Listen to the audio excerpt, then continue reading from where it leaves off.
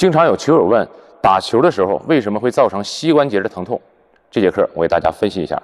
我们第一个比较容易引起疼痛的部位是半月板。这个半月板的结构比较简单，它就是两个软骨垫，它的位置位于我们的胫骨。胫骨在哪儿呢？就有两条小腿骨里边叫胫骨，外边叫腓骨。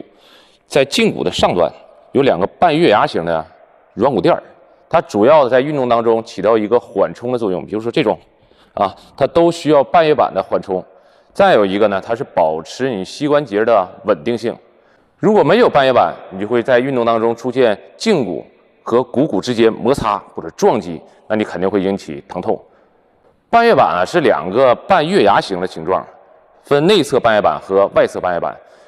这两个半月板呢，外端它是比较厚的，有血管相连接，那么它有一定的营养。那中间基本上是很薄、很悬空的。如果你在运动中损伤了外缘它有可能会自行的修复。那如果你的内沿损伤了，就必须人为的进行干预治疗。膝关节还有4条韧带，分别是前后十字韧带、左右的内侧副韧带和外侧副韧带。那么这几个韧带呢，主要起到一个稳定膝关节的作用。前十字韧带又叫前交叉，是不是后十字韧带又叫后交叉，然后内侧副韧带和外侧副韧带。我们膝关节正常是要保持稳定的，这种屈和伸是稳定的，那么左右晃的幅度是很小的。为了保证你身体的平衡，膝关节的稳定性，你比如说前十字韧带，它主要是防止你的膝关节过度的屈过度的屈，它给你拉住。那么过度的伸就是后十字韧带比如说在足球运动当中照前面踢一脚，这种呢就后十字韧带就特别容易损伤、撕裂了，包括断裂都有可能。那么内外侧副韧带主要是保持膝关节左右的平衡这种比方说往右，那你右腿的这个外侧副韧带就要吃力了这种那这个外侧副韧带。那么相对的你往左跑，那么右腿的内侧副韧带就防止你这个膝关节过度的内收这边是过度的外展。我们膝关节主要做的运动方向是一个屈这叫屈膝，是不是这个叫伸。屈和伸的运动呢，可以进行135度就你最大的弯折角度大概是在135度。那么其他方向我们可以做小幅的运动。如果你的膝关节在屈曲的状态下，还可以做内收、外展、内旋、外旋。如果你的膝关节是直的，你只能做屈和伸。那么这些旋转的运动都是做不了的。你看这是转，这是你的髋关节在运动。了解了这些基本的结构，我们在运动当中为什么有的人打球会出现膝关节疼痛的状态呢？那么这个症状的引起，我们先排除外界的客观因素，比如说地比较硬，那我们在每次运动或者跑动的过程当中，你膝关节承受的压力，因为地面的弹性比较小，可能会引起过度的损伤。另外一个呢，就是你打的球打的时间过长，那么整个对膝关节的附近的这些韧带包括你的半月板，都可能会引起疲劳，也可能引起损伤。那么这些损伤，我们在判断的时候，有的人呢可能习惯说拍个 X 片，这个 X 片你拍出来之后，你会发现你的大腿骨和小腿骨之间是悬浮的状态，中间是空的。主要原因呢，就是这个 X 射线是照不到软骨的，就是你前后的韧带左右的韧带，包括你的半月板，在 X 片下它是拍不到的，它属于透光的状态。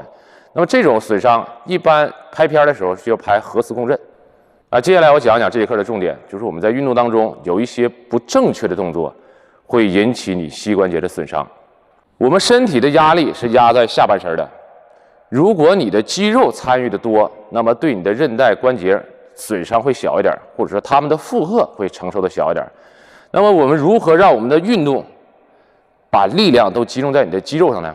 这里有几个小技巧跟大家分享一下。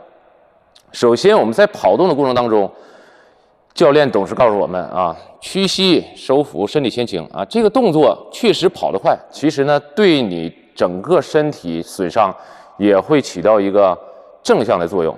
也就是说我们在跑动过程当中，如果你没有做到身体前倾比如说这样，咱们打球有的人是这样这个很舒服感觉身体不疲劳，这样的感觉腰酸腿疼的，是不是那这种动作你会发现这膝关节过度向前，我们人的重心呢大概是在腰附近。那么如果你的膝关节领先了你的重心，或者说你这个膝关节在你重心的前边，这个时候你会发现你腿部的肌肉承受的力量比较小，很多时候你的压力都集中在你的膝关节附近。就这种姿势啊，就是咱们推挡也好，正手弓也好，这种姿势啊，看着很不协调。不仅是不协调，它也会引起你的膝关节的问题。那么正确的姿势，你看刚才这错误动作，我再从侧面给大家演示一下，就这种姿势啊。正确的姿势应该是什么呢？你找一种臀向后，这回你会发现你的重心在这个附近，对吧？膝关节在你的重心后边。这个时候呢，我们不仅跑动的时候快，是吧？不仅跑动的时候快，你也会发现你的大部分的下肢的力量集中在你的大腿和臀部。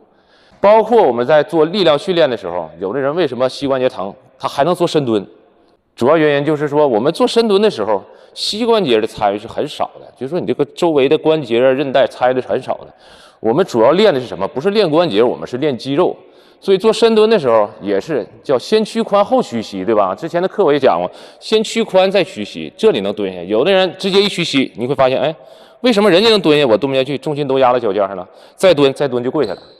就是这个原因，所以我们在打球的过程当中，或者是你在平时锻炼的时候，都要注意你的重心偏前一点，膝关节让它偏后一点，这样对你膝关节周围的关节韧带的保护才会更好。